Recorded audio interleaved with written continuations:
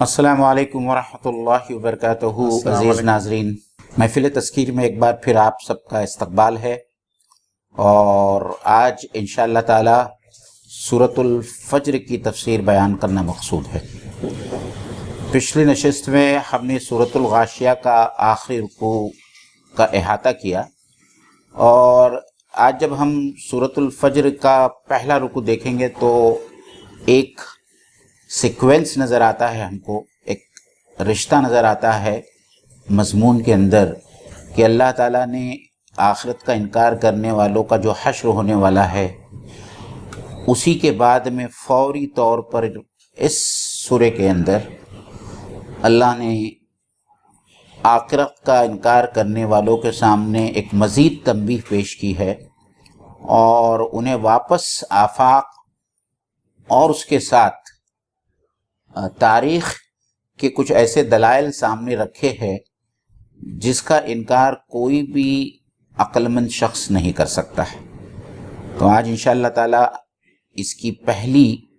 چند آیات کا خلاصہ آپ لوگوں کے سامنے ہم رکھیں گے۔ میرے ساتھ میں ڈاکٹر فرقان مرمکر صاحب موجود ہیں، آپ کا استقبال ہے ڈاکٹر صاحب آج کی نشست میں۔ اعوذ باللہ من الشیطان الرجیم، بسم اللہ الرحمن الرحیم۔ والفجر ولیال عشر، قسم ہے فجر کی اور 10 راتوں کی، والشفع والوتر، اور جفت اور طاق کی، واللیل اذا یسر، اور رات کی جب کہ وہ رخصت ہو رہی ہو، حل فی ذالک قسم الذی حجر، کیا اس میں کسی صاحب عقل کے لیے کوئی شہادت موجود نہیں ہے؟ اس کے بعد میں اللہ تعالیٰ آگے فرماتا ہے، الم تر کیف فعل ربک بعاد، کیا تو نے نہیں دیکھا کہ تیرے رب نے عاد کے ساتھ میں کیا معاملہ کیا؟ ارم ذات العماد، اونچے ستونوں والے عاد ارم کے ساتھ میں، التی لم یخلق مثلها فی البلاد، جن کے مانند کوئی قوم دنیا کے ملکوں میں پیدا نہیں کی گئی تھی۔ وثمود الذین جابوا الصخر بالواد، اور سمود کے ساتھ جنہوں نے وادی میں چٹانیں تراشی تھی، وفرعون ذی الاوتاد، اور میخوں والے فرعون کے ساتھ، الذین طغوا فی البلاد، یہ وہ لوگ تھے جنہوں نے دنیا کے ملکوں میں بڑی سرکشی کی تھی۔ فاکثروا فیہا الفساد، اور ان میں بہت فساد پھیلایا تھا۔ فصب علیہم ربک صوت عذاب، آخرکار تمہارے رب نے ان پر عذاب کا کوڑا برسایا۔ ان ربک لبالمرصاد، حقیقت یہ ہے کہ تمہارا رب گھات لگائے ہوئے بیٹھا ہے۔ صدق اللہ العظیم۔ الحمدللہ سورہ فجر کی جو ہے 1 سے 14 آیت تک جو ہے تلاوت اور ترجمانی کی گئی۔ اس سے پہلے کہ ہم لوگ آگے بڑھے، اور بہت بار ہمارے ڈسکشن میں بھی آیا ہے کہ قرآن میں جو قسمیں کھائی گئی ہیں، وہ قسموں کا مقصد بنیادی طور پر اللہ تعالیٰ ان باتوں کی طرف اشارہ کرنا چاہتا ہے، اور نارملی یہ ایسی باتیں ہوتی ہے جو عام طور پر جو سننے والا ہے اس سے بالعموم واقف ہوتا ہے، اور وہ آسانی سے اس پہ غور کر سکتا ہے۔ لیکن سورہ فجر کا یہ جو مقام ہے، یہ ایک ایسا مقام ہے جہاں پر جو ہے بہت سارے مفسرین کو اختلاف ہے کہ ان قسموں سے کیا مراد ہے۔ ہر ایک نے اپنے اپنے قول جو ہے مفسرین نے لکھے ہیں۔ اس سے پہلے کہ ہم ایک ایک آیت پہ جائیں، میں سمجھتا ہوں موین اس کا شان نزول کے بارے میں کیا چیز آتی ہے؟ سب سے پہلے بات تو یہ ہے کہ یہ ایک مکی سورہ ہے، اور جیسے کہ سلسلہ چلا آ رہا ہے سورہ اعلیٰ سے، سورہ اعلیٰ کے بعد سے سورہ غاشیہ، اس کے بعد میں سورہ فجر، اور یہاں واپس جو ہے اللہ کے رسول صلی اللہ علیہ وسلم نے جب اپنی دعوت کا کام شروع کیا، اور جس طریقے سے کفار قریش نے آپ کی دعوت کا انکار کیا، اور انکار کا سب سے بڑا ریزن یا وجہ یہ تھی کہ وہ اس بات کے منکر تھے کہ مرنے کے بعد میں دوبارہ لوگوں کو اٹھایا جائے گا۔ تو ہم نے سورہ اعلیٰ میں بھی دیکھا، ہم نے سورہ غاشیہ میں بھی دیکھا کہ زیادہ تر ایمفسس جو ہے اور زور اس بات پر ہے کہ آخرت اٹل ہے، مطلب آخرت واقع ہونے والی ہے، جس دن اللہ تعالیٰ دوبارہ زندگی دے گا اور لوگوں کو اپنا حساب کتاب اپنے رب کے سامنے پیش کرنا ہوگا. تو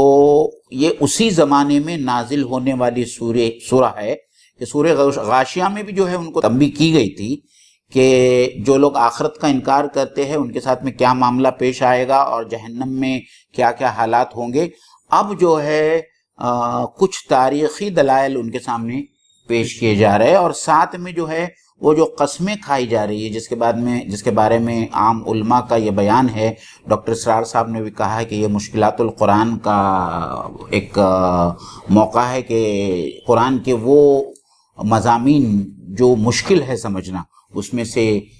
یہ ایک مضمون بھی ہے. جزاک اللہ. وہیں پر اگر ہم اس سورے کے اوپر بالعموم غور کرتے ہیں، اس کی آیاتوں کے فارمیشن کے اوپر، تو اسٹارٹ میں چھوٹی چھوٹی آیتیں ہیں، اور پھر 15 اور 16 نمبر کی آیتیں جو ہے بڑی ہے، پھر دوبارہ آیتوں کا جو سائز جو چھوٹے ہوتے، تو ایک ایسا دو انورٹڈ ٹرائنگلز ہے جو بنتے، بیچ میں بڑی آیتیں ہیں اور بعد میں اوپر بھی چھوٹی ہے اور نیچے بھی جو ہے آیتیں چھوٹی ہوتی ہیں. تو اس سے بھی ایک چیز جو سمجھ میں آتی ہے کہ اس کا جو بنیادی مضمون جہاں پر آخرت پہ اور اللہ کے عذاب پہ بتایا گیا، وہیں پہ یہ ہوتا ہے کہ جو لوگ آخرت اور خدا کے منکر ہوتے ہیں وہ یہ کہتے، وہ دنیا کے عام حالات کے سے ذریعے جو ہے بڑے بڑے انفرنس نکالنے کی کوشش کرتے ہیں. بالعموم ان کا انفرنس یہ ہوتا ہے چونکہ ہم خوشحال ہیں اس لیے اللہ کی ہم پر رحمت ہے، اللہ سے راضی ہے، اور جو لوگ بدحال ہے اللہ تعالیٰ ان سے ناراض ہے. جو لوگ پیسے، اور اس میں خوشحالی سے مراد جو پیسے والے ہیں مطلب اللہ تعالیٰ ان سے راضی ہے، اور جو بدحال ہے اس کا مطلب اللہ تعالیٰ ان سے ناراض ہے. یہ عموماً تصور پایا جاتا ہے. انفیکٹ آج یہ نظریہ کسی نہ کسی درجے میں ہمارے اندر بھی موجود ہے کہ ہم سمجھتے ہیں کہ اگر ہماری زندگی میں سب اچھا چل رہا ہے اس کا مطلب ہم سے جو ہے اللہ تعالیٰ راضی ہے، اور جو لوگ زندگی میں کچھ برا ہو رہا ہے تو ہم سمجھتے ہیں کہ انہوں نے جو ہے کچھ غلط کیا ہے تو ان کی زندگی میں سارے بری چیزوں کے جو ہے اثرات دکھ رہے ہیں. تو یہ جو ریڈکشنسٹ ٹائپ ہے کہ آپ نے پوری دنیا کے، پوری کائنات کے فلسفے کو اتنے سے اللہ کو ریڈیوس کیا کہ اللہ دنیا میں اس کو نوازتا ہے جس کو راضی رہتا ہے، اور جن سے راضی نہیں رہتا ان کو جو ہے یہ کرتے ہو. وہ پورے فلسفے کے اگینسٹ میں یہ بات کہی جا رہی ہے کہ دنیا کے حالات جو ہے مقام آزمائش ہے. یہاں کے حالات سے آپ یہ نہ سمجھ لیجئے کہ امتحان کے موقع پہ آپ کے ساتھ جو پیپر میں آپ کو دیا جا رہا ہے اس کا مطلب یہ ہے کہ اللہ تعالیٰ آپ سے راضی یا اللہ تعالیٰ آپ سے ناراض ہے. تو والفجر، ہم نے بارہا کہا ہے جہاں جہاں قرآن مجید میں واو لایا جاتا ہے اس سے مراد قسم ہوتی ہے، کہ قسم ہے فجر کی، فجر کے وقت کی شہادت ہے، یعنی اللہ تعالیٰ فجر کے وقت کو شہادت کے طور پر ہم سب لوگوں کے سامنے پیش کر رہا ہے. اس فجر سے بہت سارے اقوال تفسیروں کے اندر ملتے ہیں. فجر سے مراد لی گئی ہے ہر روز ہونے والی صبح، فجر سے مراد لی گئی ہے ایک خاص صبح جو 10 ذی الحج کی صبح ہے جو یوم النحر ہوتا ہے، اس سے بھی مراد لی گئی ہے. کچھ مفسرین نے یہ بھی مراد لی ہے کہ جب رات کی تاریکی کے بعد میں صبح کی سفیدی جب نمودار ہوتی ہے اور جب روشنی آتی ہے تو اسی طریقے سے یہ زندگی کے بعد میں ایک دوسری زندگی آنے والی ہے. رات کی تاریکی میں انسان کو یہ احساس نہیں ہوتا کہ یہ رات کی تاریکی کبھی دفع بھی ہونے والی ہے، لیکن اس کے باوجود جو ہے جب سورج نمودار ہوتا ہے تو اجالا جو ہے پھیل جاتا ہے اور یہ تاریکی رفع ہو جاتی ہے. جس طرح اندھیرے سے انسان مایوس ہو جاتا ہے، جس طرح اندھیرے ظلم دنیا میں دیکھ کر بھی انسان مایوس ہو جاتا ہے، لیکن اس اندھیرے جب رات میں چاہے کتنا اندھیرا ہو آدمی کو، انسان کو اس بات کی امید رہتی ہے اور وہ اس بات پہ صبر کر لیتا ہے کہ بہرحال آخرت آنے والی، آخر مطلب نیکسٹ ڈے، کل کا دن، تو آخرت آنے والی. اسی طرح فجر سے مراد یہ کہ یہ ظلم کے اندھیرے جتنے بھی ہیں بہرحال چھٹے ہیں اور ایک نیا سورج، ایک نئی دنیا کی صبح بہرحال ہونی ہے. مجھے صاحب روح القرآن کا یہ سٹیٹمنٹ بہت پسند آیا کہ جس طریقے سے انسان رات میں سوتا ہے اور صبح اٹھتا ہے، اور ہم وہ دعا بھی پڑھتے ہیں اللہم بِاسْمِکَ اموت و احیا، اے اللہ تعالیٰ میں تیرے نام کے ساتھ میں سو رہا ہوں اور تیرے ہی نام کے ساتھ میں جاگوں گا. تو نیند جو ہوتی ہے وہ ایک سیڈو ڈیتھ کی کیفیت ہوتی ہے. تو یہاں صاحب تفسیر روح القرآن نے یہ بات لکھی ہے کہ آدمی مرنے کے بعد دوبارہ جی اٹھنے کا انکار کیوں کرتا ہے، جبکہ وہ اپنی دنیاوی زندگی میں روزانہ مرتا ہے اور روزانہ صبح میں اٹھتا ہے. اور جب سونے جاتا ہے تو بھی اس کو یقین ہوتا ہے کہ بہرحال کل میں جاگوں گا. جی مطلب لیکن وہی یقین اس کو آخرت کے بارے میں نہیں ہوتا ہے کہ اگر وہ مر جائے گا تو دوبارہ وہ دوسری زندگی میں جاگے گا. تو میرے خیال سے انہوں نے یہی کہا ہے کہ جس طریقے سے رات کی تاریکی کے بعد میں فجر کی روشنی آتی ہے اور تمام کائنات جاگ اٹھتی ہے، اسی طریقے سے قیامت کے بعد میں ایک بار پھر یہ پوری دنیا اور اس میں جو لوگ موجود تھے ان کو دوبارہ زندگی دی جائے گی. جی بالکل. وَلَيَالٍ عَشْرٍ، اور 10 راتوں کی قسم.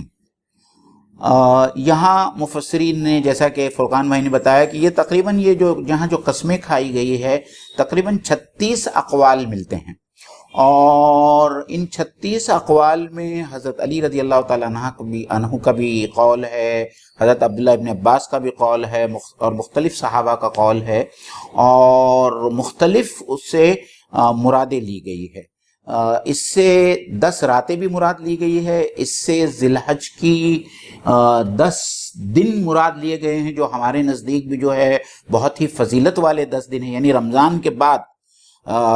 اگر سب سے زیادہ فضیلت والا کوئی زمانہ ہے تو وہ ذی الحج کے وہ پہلے 10 دن ہے. اور اس سے 10 وہ راتیں بھی لی گئی ہے جس سے ہم آخری عشرہ رمضان کا مراد لیتے ہیں. تو کچھ مفسرین نے یہ کہا ہے کہ اللہ تعالیٰ نے ان 10 مقدس راتوں کی قسم یا شہادت پیش کی ہے جس کو ہم آخری عشرے کے نام سے انفیکٹ تو یہ بھی ہے کہ کچھ مفسرین نے اس کو عاشورے کے جو محرم 10 محرم تک کی جو راتیں ہیں، پہلی 10 راتیں محرم کی، وہ بھی جو ہے مراد لیا. انفیکٹ یہ ہے کہ جتنی بھی قسمیں یہاں پر آئی ہے مفسرین نے آلموسٹ جتنے پاسبل کال ہیں اقوال ان کو جمع کر دیا ہے. جی جی جی. وَالشَّفْعِ وَالْوَتْرِ، اور جفت اور طاق. جو لوگ جفت اور طاق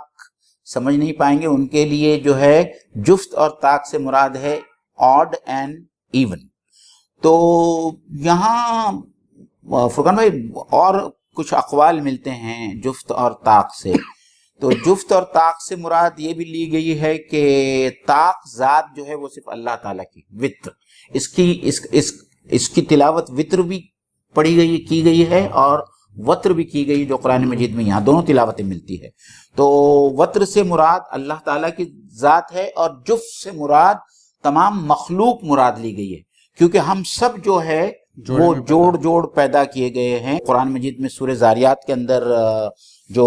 آیت ہے، اور اس آیت میں اللہ تعالیٰ فرماتا ہے کہ من کل شیء خلقنا زوجین، کہ ہم نے جو بھی چیزیں پیدا کی ہے اس کو جوڑ پیدا کیا ہے. تو یہاں ایون سے مراد جو ہے اللہ تعالیٰ کی مخلوق ہے. اور ایک حدیث بھی ہے کہ اللہ تعالیٰ وطر ہے اور اللہ تعالیٰ وطر کو پسند کرتا ہے، طاق کو پسند کرتا ہے. اور یہی وجہ ہے کہ ہم عام طور پر جو تسبیحات کرتے ہیں وہ طاق ہوتی ہیں. نماز جنازہ کے اندر جو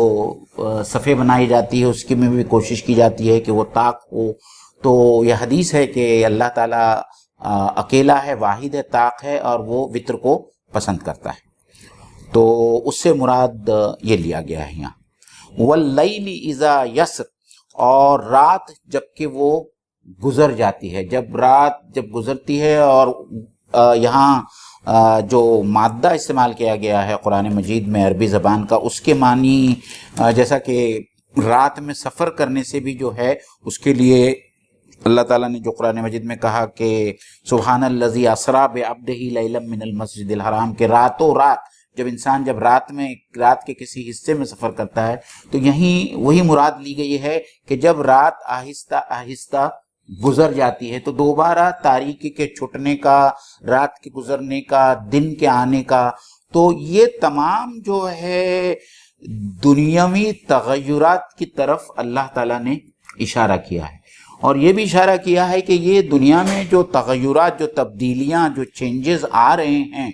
یہ کوئی ایڈ ہاک بیسس پہ یا کوئی الٹپ انداز میں نہیں ہو رہے ہیں، بلکہ یہ پورے دنیا کا نظام ایک سسٹم کے مطابق ایک قادر مطلق ہستی ہے جو اس پورے کائنات کا بنانے والا ہے، اور اس پورے کائنات کی باغ ڈور اس کے ہاتھ میں ہے، اس کی قدرت میں ہے، اور اس کی مشیت اور مصلحت پر مبنی جو ہے یہ پوری کائنات چل رہی ہے۔ اس میں رات کا ہٹ کر صبح کا آنا اور دنوں کا تبدیل ہونا، اور پھر اس میں یہ تمام مخلوقات کا پیدا ہونا جو جوڑی جوڑی ہے، تو کوئی انسان یہ سمجھتا ہوگا کہ یہ پورا نظام کائنات الٹپ چل رہا ہے اور اس کو کوئی دیکھنے والا نہیں ہے اور اس کے اوپر کوئی کنٹرول کرنے والا نہیں ہے۔ اور یہی مسئلہ ہے ان لوگوں کا جو یا تو اللہ تعالیٰ کے وجود کے قائل نہیں ہے، ایک بات، یا جو اللہ تعالیٰ کے وجود کے قائل ہے لیکن جو آخرت کے قائل نہیں ہے۔ پھر ان کا جو معاملہ ہوتا ہے زندگی میں، اور جس طریقے سے وہ لوگوں کے ساتھ میں پیش آتے ہیں، جس طریقے سے وہ اللہ تعالیٰ کے قائم کیے ہوئے نظام میں فساد برپا کرتے ہیں، جیسا آگے ہم پڑھیں گے، دراصل اس کی وجہ یہی ہوتی ہے کہ ان کا جو مائنڈ سیٹ ہوتا ہے، ان کی جو فکر ہوتی ہے وہ یہی ہوتی ہے کہ یہ ایک نظام ہے جو بن گیا، اور خود بخود جو ہے وہ کچھ سائنسی اصولوں کی بنیاد پہ جو ہے وہ چل رہا ہے، اور ان کو کوئی دیکھ رہا ہے، نہ ان کو مر کر دوبارہ اٹھنا ہے جہاں ان کو خالق کائنات کے سامنے حساب کتاب دینا۔ تو اوورآل اگر ہم ان چاروں آیتوں کو ملا کر اس پہ غور کرتے ہیں تو آیتیں یہ بات بتا رہی ہے کہ دنیا کے اندر ایک کانسٹنٹ چینج کا عمل چل رہا ہے، کبھی صبح ہوتی ہے، کبھی رات ہوتی ہے، پھر دوبارہ جو ہے رات تیزی سے گزرتی ہے۔ پھر یہاں پر یہ ہے کہ جو 10 راتوں کا ذکر مفسرین نے لکھا کہ اگر چاند پہ غور کیا جائے تو چاند 10 راتوں تک بڑھتا ہے، پھر 10 راتوں تک وہ کم ہوتا ہے۔ پھر وہیں پہ یہ بات ہے وطر اور طاق میں کہ مہینے کبھی 29 کے ہوتے ہیں، اگر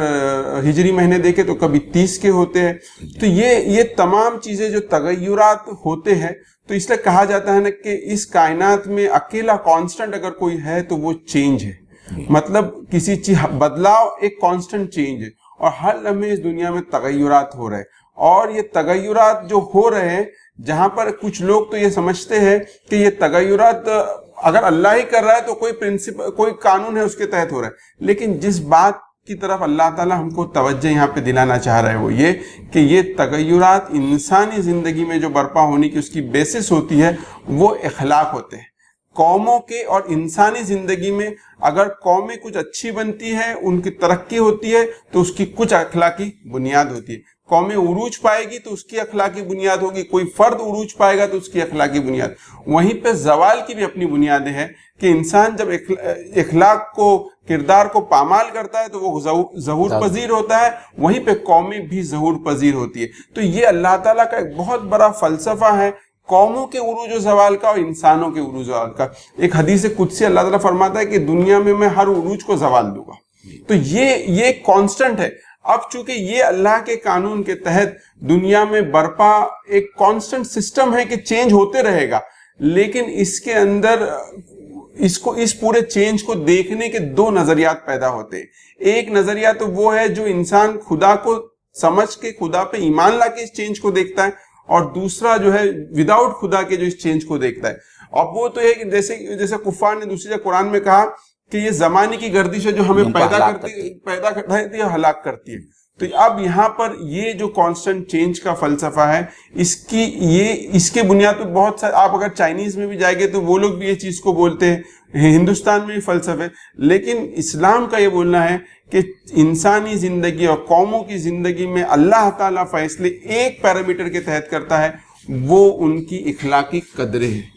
اخلاقی بنیاد ہے جو انسانوں کی دنیا کے بھی فیصلے کرواتی ہے اور آخرت کے بھی فیصلے جو ہے کرواتی ہے۔ جی صحیح۔ اور پھر اللہ تعالیٰ سوال کرتا ہے، ہر قرآن مجید کے پڑھنے والے سے سوال کرتا ہے، اللہ تعالیٰ ان منکرین سے بھی سوال کرتا ہے حل فی ذالک قسم الذی ہجر، کیا ان تمام دلائل کے اندر، ان تمام شہادتوں کے اندر جو میں نے تمہارے سامنے پیش کی ہے، ایک صاحب عقل کے لیے اس میں دلائل نہیں ہیں، شہادتیں نہیں ہیں کہ وہ اس بات کو قبول کرے کہ اللہ تعالیٰ ہے، اس کائنات کا کوئی بنانے والا خالق اور مالک ہے جو اس کو چلا رہا ہے، اور وہی دوبارہ زندگی دینے والا ہے، اور اسی کے سامنے حساب اور کتاب کے لیے ہر انسان کو حاضر ہونا ہے؟ یہ سوال اللہ تعالیٰ اس آیت کے اندر کر رہا ہے۔ اس میں جو ہجر کا الفاظ، ہجر کا جو لفظ جو ہے اس کی معنی ہوتی ہے عقل، قرآن عربی زبان میں اس کی معنی ہوتی ہے عقل، اور اسی لیے وہاں ذی ہجر سے مراد ہے عقل رکھنے والا ایک انسان۔ جی، عربی اور دوسرا جو عربی زبان میں ہجر اسی کو بھی کہتے ہیں جس سے وہ اونٹوں کو باندھتے تھے۔ ہاں، تو عقل وہ چیز ہے جو آپ کو باندھ کے رکھے، آپ کو کوئی چیز سے روکے۔ مطلب یہ ہوتا ہے کہ ہمیں سمجھتے ہیں عقل مندی کی کیا بات ہے۔ جی، عقل مندی کی باتیں کیا ہیں کہ انسان اللہ کی نافرمانی سے رکے، ماں باپ کی نافرمانی سے رکے، انسان جو ہے زنا سے رک جائے، انسان شرک سے رک جائے۔ تو عقل بنیادی طور پہ روکنے والی طاقت کا نام ہے۔ اس کے بالمقابل عام طور پہ اگر آپ کی خود کی جو جبلی، آپ کی جو نفسانی خواہشات کو جب پورا کرنے کے لیے اس عقل کو استعمال کرتے ہیں تو پھر وہ روکنے والی چیز نہیں ہو جاتی ہے بلکہ ایڈوانسنگ چیز ہو جاتی ہے۔ تو یہ کوئی عقل مندی عربی زبان کے اعتبار سے نہیں ہے۔ اس میں اور ایک پہلو تھا جو ہم اگر ان آیتوں کے اوپر اپنی پرسنل زندگی سے غور کریں کہ یہ بات تو طے ہو گئی کہ زندگی میں اونچ نیچ آنے والی ہے، تو ہم کو اپنے آپ کو بھی تیار رکھنا ہے کہ جب اچھے دن آئے تو یہ نہ سمجھے کہ یہ ہمیشہ رہنے والے، اور جب برے دن آئے تو بھی یہ نہ سمجھے کہ یہ کبھی ختم، اس برے دنوں کی بھی ایک فجر ہوگی۔ اور جہاں پر ہم اپنے بچوں کی تربیت کریں تو وہاں پہ بھی ان کو سکھائیں کہ آج اگر اچھے دن ہے تو یہ بھی سمجھ لو کہ یہ ہمیشہ رہیں گے، یہ ضروری نہیں ہے۔ اور برے دن جب آئیں گے تو ہم کو اچھے دنوں میں بھی اللہ کا شکر ادا کرنا چاہیے، اور برے دنوں میں بھی اللہ ان حالات پہ جو ہم کو جو ہے صبر کرنا چاہیے۔ بالکل۔ اس کے بعد میں جو ہے جیسا کہ ہم شروع سے کہتے آئے ہیں کہ یہاں تک 5ویں آیت تک اللہ تعالیٰ نے آفاق کے دلائل اور شہادتیں ہمارے سامنے رکھی۔ اب اللہ تعالیٰ جو ہے وہاں سے ہٹ کر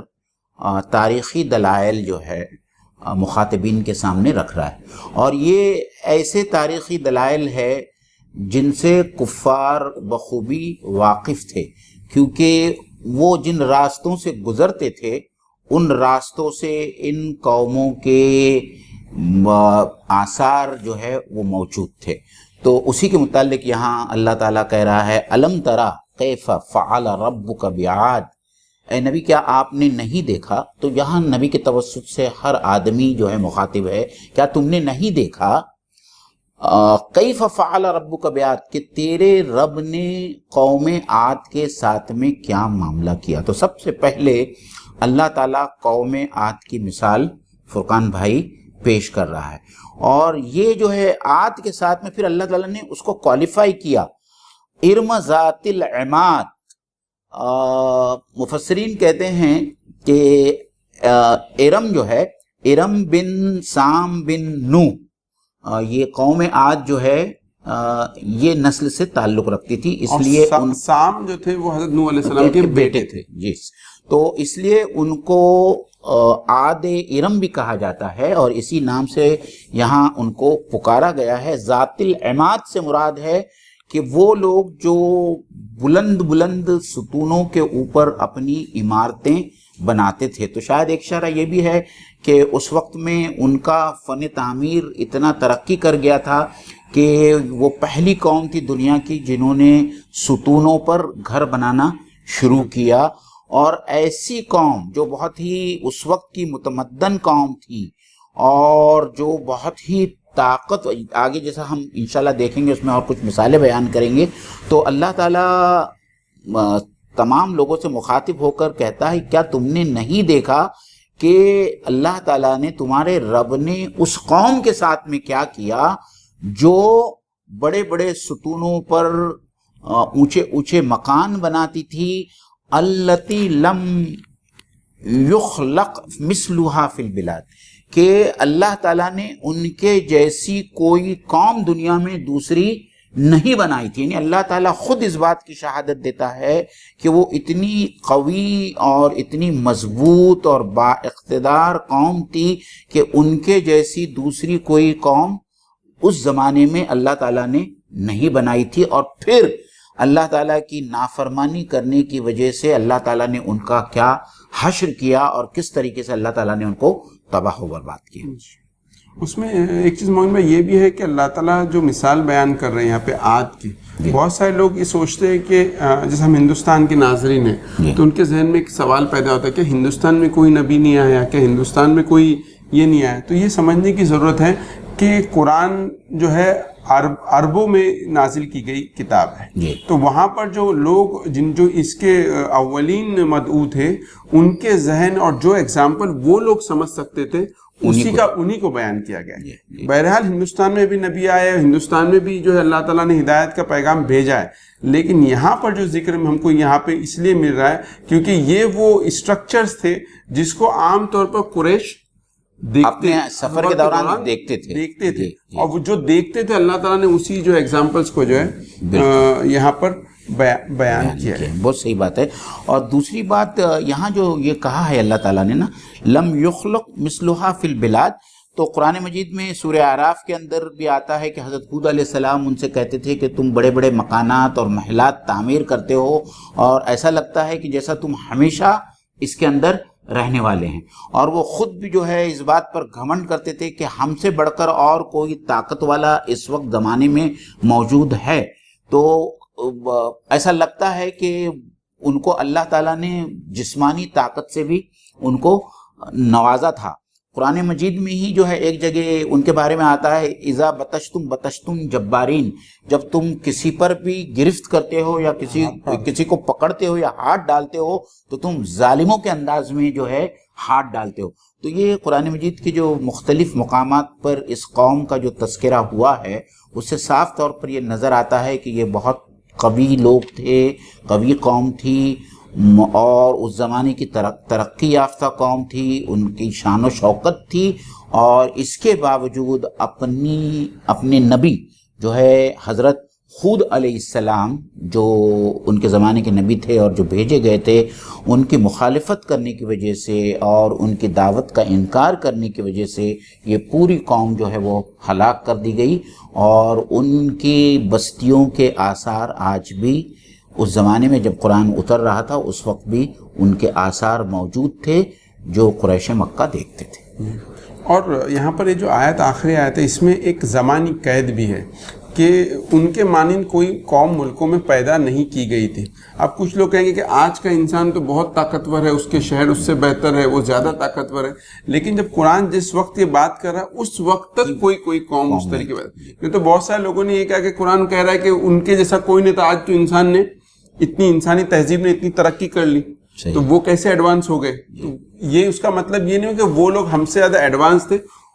جب قرآن نازل ہوا اس وقت کی قوموں میں جو ہے وہ ایک ایسی قوم تھی جو بہت زیادہ طاقتور قوم تھی، شان و شوکت والی قوم تھی. بالکل. اس کے بعد میں جو ہے اللہ تعالیٰ نے سب سے پہلے قوم عاد کا بیان کیا، پھر اللہ تعالیٰ جو ہے ایک دوسری قوم کا بیان کر رہا ہے. اور یہ قوم، اس قوم سے بھی جو ہے اس قوم کی تاریخ جو ہے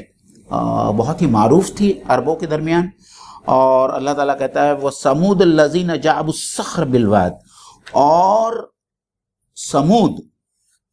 الذین جنہوں نے جعبوا الصخر بالواد، واد جس وادی میں وہ رہتے تھے اس وادی کا نام تھا وادی قرا. اس وادی قرا میں چٹانیں تراش کر انہوں نے اپنے گھر بنائے تھے. تو اللہ تعالیٰ مخاطبین سے پوچھتے ہیں کہ کیا تمہیں اس قوم سمود کی تاریخ یا اس قوم سمود کی بات تم تک نہیں پہنچی جو چٹانوں کو تراش کر جو ہے اپنے محلات اور اپنے مکان تیار کرتے تھے. مجھے ایک چھوٹی سی بات یاد آ رہی ہے فرقان بھائی کہ وہ تو اور ان کے جو نبی تھے وہ حضرت صالح علیہ السلام تھے، جن کو اونٹنی کا معجزہ دیا گیا تھا. تو دیکھیے کتنی عجیب بات ہے کہ جو لوگ چٹانوں کو تراش کے اپنے مکان بناتے تھے، اللہ تعالیٰ نے اسی قوم کے لیے حضرت صالح علیہ السلام کو جو معجزہ دیا کہ اس چٹانوں میں سے ایک زندہ اونٹنی اللہ تعالیٰ نے تراش کے برآمد کی. جی بالکل، بہت اچھی بات ہے کہ مطلب اللہ تعالیٰ نے مطلب تم ایک چیز خالق کرتے ہو وہ بے جان ہے اور میں اسی بے جان پتھر سے جو ہے ایک زندہ اونٹنی تم کو بنا کے دے رہا ہوں، اس کے باوجود تم میرے پیغمبر پر ایمان نہیں لاتے ہو. اور پھر اس کے بعد میں سورہ طٰہٰ کے اندر ہم نے تفصیل سے فرعون کا بیان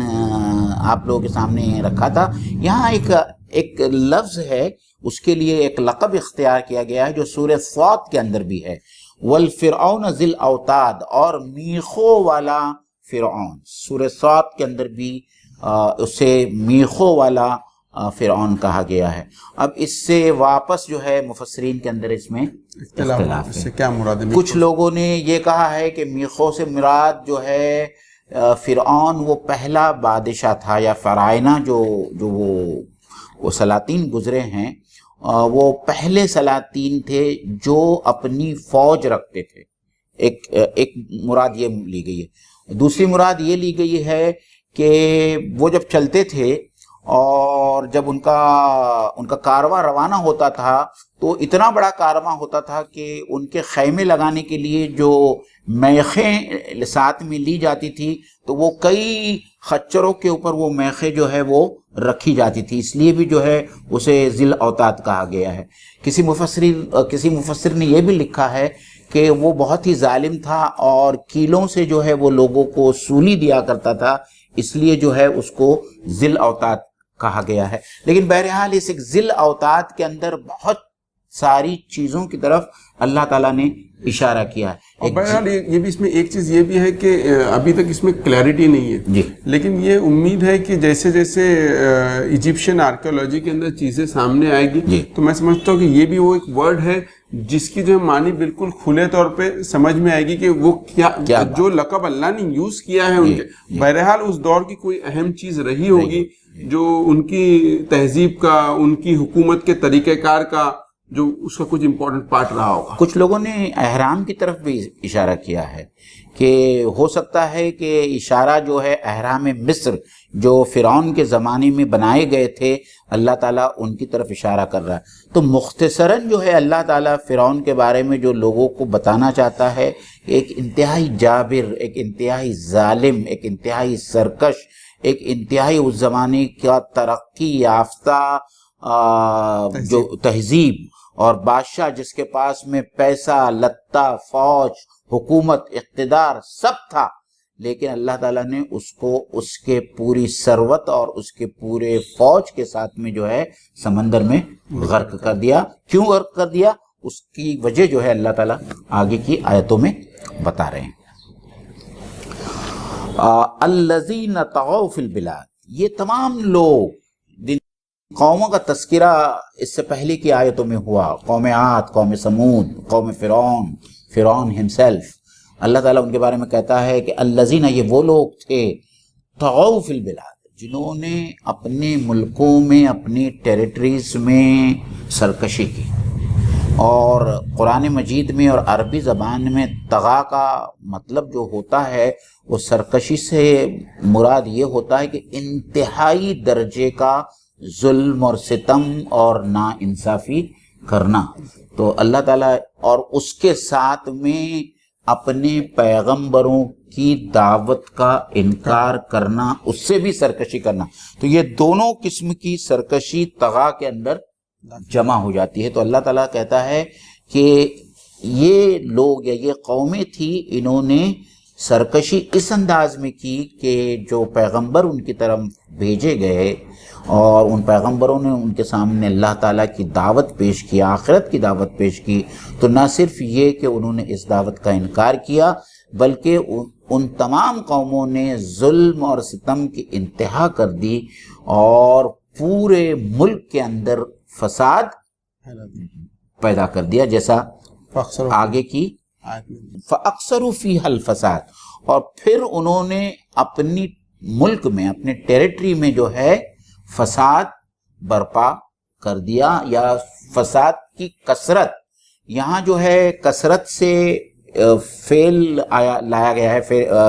فعل ماضی اللہ تعالیٰ نے استعمال کیا ہے. وہ اکثر فی الفساد، اور انہوں نے فساد کی بہت زیادہ کثرت سے فساد اس زمانے میں اس ملک کے اندر کیا. اب اس فساد سے فرقان بھائی ہم بار بار کہتے ہیں کہ عام طور پر جب ہندوستانی مسلمانوں کے سامنے فساد کا ذکر آتا ہے تو ان کا ذہن صرف ایک ہی فساد کی طرف جاتا ہے، اور وہ ہے کمیونل رائٹ. لیکن قرآن مجید میں جہاں جہاں فساد کا لفظ استعمال کیا گیا ہے وہاں فساد سے مراد یہ ہے کہ اللہ تعالیٰ کے بنائے ہوئے قوانین، اور اللہ تعالیٰ نے جو یہاں ڈسپلن کے ساتھ میں جو پورا ایک ڈھانچہ تیار کیا ہے جس سے جو ہے خوشحالی بالمقابل فساد، ہاں فطرت کے مقابل، فطری قوانین کے مقابل، اور ایسا کوئی کام کرنا جو فطرت کے خلاف ہو، جو ناانصافی ہو، تو ظاہری بات ہے کہ ناانصافی اور فطرت کے خلاف جو ہے کام کرنے سے ہمیشہ اس کا نتیجہ جو ہے وہ ظلم، غارت گری، اور جو ہے اللہ تعالیٰ جو خوشحالی اور امن دیکھنا چاہتا ہے، ظاہری بات ہے کہ ایسے فساد کے بعد میں اور توازن کے بگڑ جانے کے بعد میں جو ہے وہ امن اور خوشحالی اس زمین میں باقی نہیں رہ سکتی. اس کی بہت ساری مثالیں قرآن مجید میں دی گئی ہے. اس میں ادنا سے ادنا مثال جو ہے حضرت شعیب علیہ السلام کے قوم کے بارے میں یہ ہے، اور اس کے بارے میں یہ کہا گیا ہے کہ انہوں نے فساد کیا کہ انہوں نے میزان کے اندر جو ہے وہ بے اعتدالی بخشی، کہ جب لیتے تھے تو پورا لیتے تھے، اور جب تول کے دیتے تھے تو سامنے والے کو کم دیتے تھے. یہ ہماری نظر میں ایک بہت ہی چھوٹا سا جرم ہے، لیکن اللہ تعالیٰ نے اس کو بھی فساد سے تعبیر کیا ہے کہ اس قسم کا کوئی عمل جو ہے وہ کرنا بھی جو ہے دنیا کے اندر فساد پیدا کرنا، وبا کرنا ہے. اس یہاں پہ ایک اور پہلو بھی جو سامنے آتا ہے کہ قرآن کا دو بار یہ ورڈ استعمال ہوا اسی دو سورہ فی البلاد، فی ملکوں کے اندر یا ملک کے اندر. یہاں پر جو دعوت جن لوگوں کو ٹارگٹ کیا جا رہا ہے قرآن میں دعوتی، وہ قریش ہے جو پورے عرب کے جو ہے لیڈرز ہیں. اب ان کو بتایا جا رہا ہے کہ دیکھیں اس سے پہلے جو لوگ لیڈرز بنے پھرتے تھے ان کا کیا انجام ہوا، اور یہ انجام ان کا اس لیے ہوا کہ انہوں نے طغا، انہوں نے سرکشی، انہوں نے بغاوت کی روش کو اختیار کیا. لیکن ہوتا یہ ہے کہ بغاوت کی روش جب انسان اس قرآن سے اور رسول سے برپا کرتا ہے تو یہ بغاوت کے کچھ نتیجے دنیا میں پیدا ہوتے ہیں، اور وہ بغاوت کے نتیجے یہ ہوتے ہیں کہ زمین کے اوپر فساد پھیلتا ہے. کیوں پھیلتا ہے؟ کیونکہ جس بات کی آپ کو دعوت دی جا رہی ہے وہ کس چیز کی دعوت ہے؟ اسلام کی جو دعوت ہے وہ امن کی، انصاف کی، عدل کی، احسان کی دعوت ہے. جب انسان اس دعوت کو ریجیکٹ کرتا ہے، جب وہ ریجیکٹ کر رہا ہے انصاف کو، تو کیا کرے گا؟ بے انصافی کرے گا. جب اس کو امن کی دعوت دی جا رہی ہے وہ امن کا انکار کرے گا تو وہ کیا کرے گا؟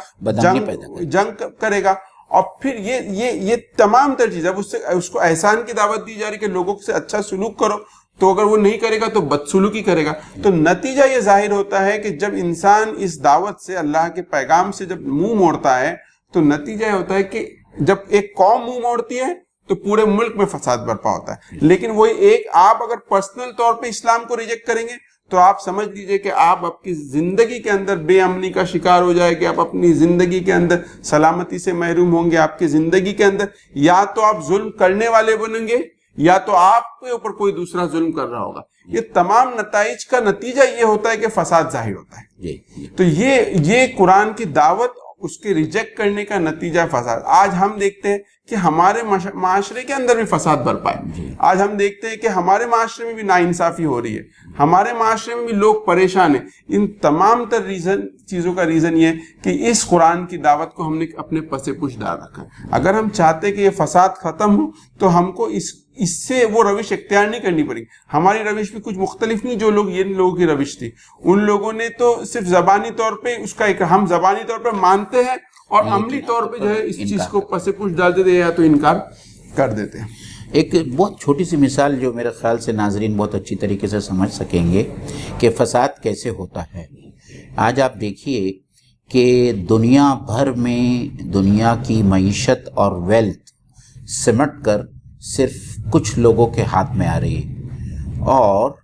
دوسری طرف یہ ہو رہا ہے کہ دنیا کا ایک بڑا طبقہ روزانہ دن بدن خط افلاس کے سے نیچے گرتا جا رہا ہے۔ لوگ کہتے ہیں کہ دنیا کی پوری دولت جو ہے صرف 3 یا 4% لوگوں کے پاس میں ہے، اور باقی دولت جو ہے وہ 97% لوگوں کے درمیان ہے۔ تو یہ جو میزان اللہ تعالیٰ قائم کرنا چاہتا تھا، اور اللہ تعالیٰ نے جو زکوٰۃ کا سسٹم قائم کیا، اللہ تعالیٰ نے لوگوں کو دینے کا جو سسٹم قائم کیا اسلام کے ذریعے، اگر انسان اس کے اوپر عمل درآمد نہیں کرتا تو یہ اس پورے معاشی نظام کے اندر بھی جو ہے ایک فساد برپا ہو جاتا ہے، اور وہ فساد جو ہے آج ہم کو اپنی آنکھوں سے نظر آ رہا ہے، اور اس کے آگے جو نتائج ہوں گے وہ بہت ہی بھیانک ہوں گے، اور وہ انسان اس کا باقاعدہ تصور کر سکتا ہے کہ جب دنیا کی ایک بہت بڑی آبادی جو ہے خط افلاس سے نیچے چلی جائے گی، اور ان کے کھانے کے لیے ان کو کچھ ملے گا نہیں، اور وہ اپنی بنیادی ضرورتوں سے بھی جو ہے وہ محروم کر دیے جائیں گے، تو وہ کیا کریں گے؟ اور وہ ان کا زندگی میں ان کا کیا معاملہ ہوگا اور کیا برتاؤ ہوگا، اور وہ کس طریقے کی زندگی گزاریں گے، اور اس سے دوسرے لوگوں کو کیا کچھ تکلیفیں پہنچ سکتی ہے، یہ انسان جو ہے اس کا تصور نہیں کر سکتا ہے۔ فَصَبَّ عَلَيْهِمْ رَبُّكَ صَوْتَ عَذَابٍ، تو پھر اللہ تعالیٰ نے نازل کیا انڈیلا علیہم، ان سب لوگوں پر، وہ تینوں قوموں کا جن کا ذکر ہوا ہے، رب کا تیرے رب نے صوت عذاب، عذاب کا کوڑا برسایا، یعنی ان کی اس روش کی وجہ سے، ان کی سرکشی کی وجہ سے، ان کے طغیان کی وجہ سے اللہ تعالیٰ کہتا ہے کہ پھر تیرے رب نے جو ہے ان کے اوپر عذاب کا کوڑا برسایا۔ تو عزیز ناظرین دیکھیے، اللہ تعالیٰ بھی جو ہے قرآن مجید میں بار بار آتا ہے کہ اللہ تعالیٰ ڈھیل دیتا ہے۔ اللہ تعالیٰ اس لیے ڈھیل دیتا ہے کہ اللہ تعالیٰ دیکھنا چاہتا ہے کہ ہو سکتا ہے کہ میرا یہ بندہ درست ہو جائے، وہ اپنی روش کو سیدھا کر لے، ظلم کرنے سے باز آ جائے۔ لیکن جب اخلاقی انحطاط یا ویلیو سسٹم اتنا گر جاتا ہے، اتنا ڈیٹوریٹ ہو جاتا ہے، ظلم جب اپنے حد سے گزر جاتا ہے، تو اللہ تعالیٰ اس اخلاقی قدروں کی پائمالی کی وجہ سے جو ہے عذاب نازل کرتا ہے۔ اس کی مختلف شکلیں ہو سکتی ہے، اور اس کے ساتھ میں جب اگر پیغمبر کی نافرمانی اور اس کی دعوت کا انکار بھی شامل ہو جائے تو اللہ تعالیٰ ایسی قوموں کو جو ہے صفحہ ہستی سے مٹا دیتا ہے۔ اور پھر اللہ تعالیٰ کہتا ہے ان ربک لبالمرصاد، کہ تیرا رب گھات میں بیٹھا ہوا ہے۔ گھات میں بیٹھا ہوا ہے، آپ سمجھتے کیا ہوتا ہے؟ اس میں دو پارٹی ہے،